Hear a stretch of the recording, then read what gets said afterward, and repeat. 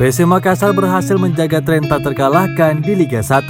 Berjumpa Persita Tangerang di Stadion Sultan Agung Kamis 8 Desember 2022, pasukan Ramang menang dengan skor 3-1.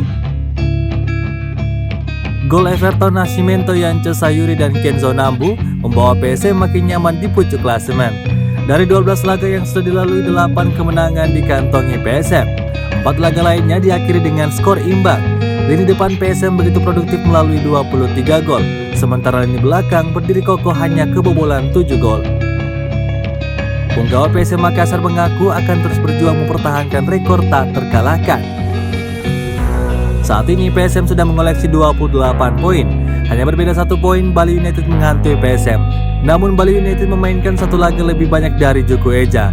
Melengkapi 3 besar ada Madura United dengan 26 poin.